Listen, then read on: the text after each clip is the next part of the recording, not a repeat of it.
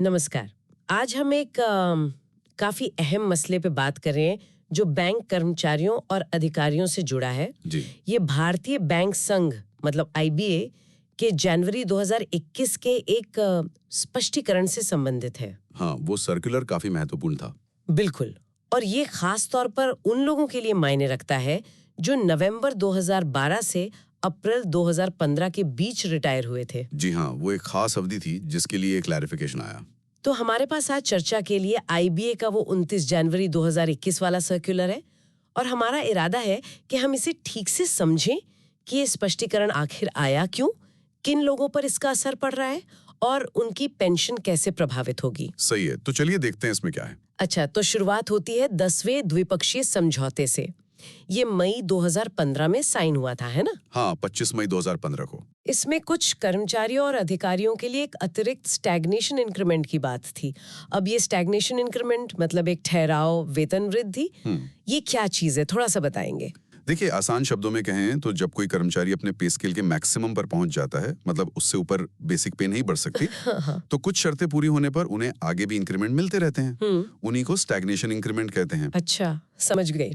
तो इस 10वें समझौते में इस अतिरिक्त इंक्रीमेंट की बात थी। बिल्कुल। और समझौते में ये तय हुआ कि ये जो अतिरिक्त वाला इंक्रीमेंट है, ये काल्पनिक रूप से मतलब नोशनली 1 नवंबर 2012 से लागू माना जाएगा। लेकिन पैसा? हाँ, वही पेंच था।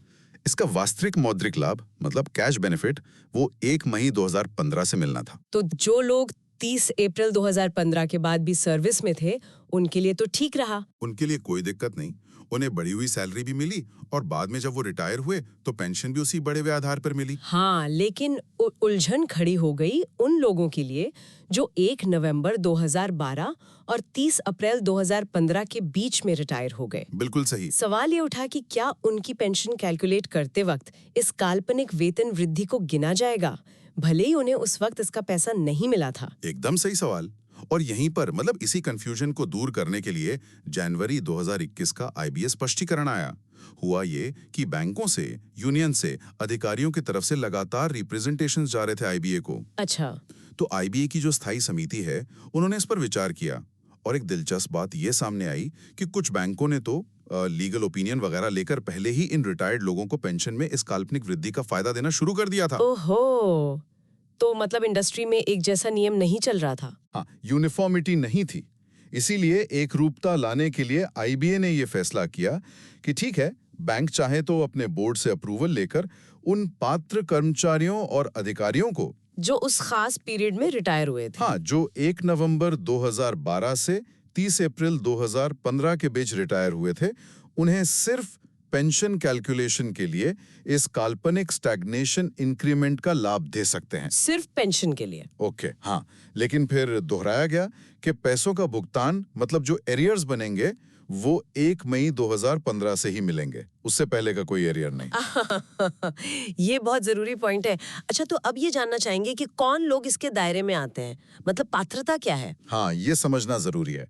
देखिए, पात्रता थोड़ी सी तकनीकी है क्योंकि ये सीधे सर्कुलर की भाषा पर आधारित है, पर मोटे तौर पर अगर देखें, हाँ, पहले हैं सबऑर्डिनेट स्टाफ, वो कर्मचारी जो रिटायरमेंट के समय 9वें समझौते के तहत एक खास बेसिक पे 14,150 रुपए, जो 7वां स्टैग्नेशन था, पर पहुंचने के 2 साल बाद रिटायर हुए हूं। फिर आते हैं कुछ ऑफिसर ग्रेड। इसमें एमएमजी स्केल 2 और स्केल 3 के अधिकारी हैं। स्केल 2 वाले जो अपने तीसरे स्टैग्नेशन पर पहुंचने के 2 साल बाद रिटायर हुए और स्केल 3 वाले जो अपने चौथे स्टैग्नेशन पर पहुंचने के 2 साल बाद रिटायर हुए। ये छठे जॉइंट नोट के हिसाब से हैं। ठीक है।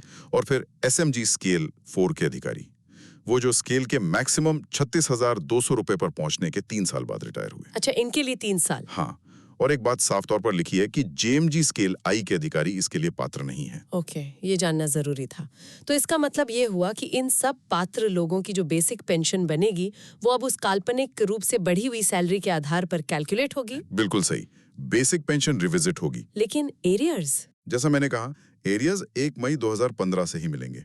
और हाँ, ये एरियर्स की रकम उस समय के महंगाई राहत यानी डीएनएस रिलीफ के रेट्स पर भी निर्भर करेगी, जो बदलते रहते हैं।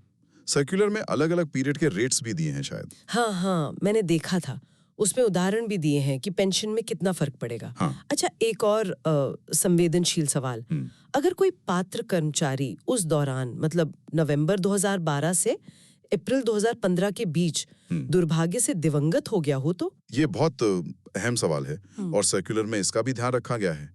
अगर कोई पात्र कर्मचारी इस अवधि में दिवंगत हो गया तो उनका परिवार मतलब जो फैमिली पेंशन पाने के हकदार हैं वो इस स्पष्टीकरण के आधार पर बढ़ी हुई फैमिली पेंशन पा सकते हैं। ये तो वाकई कई परिवारों के लिए राहत की बात होगी। जी बिल्कुल। लेकिन एक बात मेरे मन में आ रही है, क्या ये फायदा अपने आप मिल जाएगा या कुछ करना पड़ेगा? नहीं, ये बहुत जरूरी है समझना।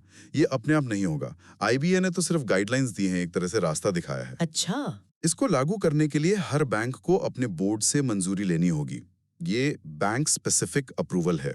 तो मतलब हर बैंक का बोर्ड तय करेगा? हाँ, और उसके बाद भी पात्र सेवानिवृत्तों को या उनके परिवार वालों को खुद अपने बैंक से संपर्क करना होगा।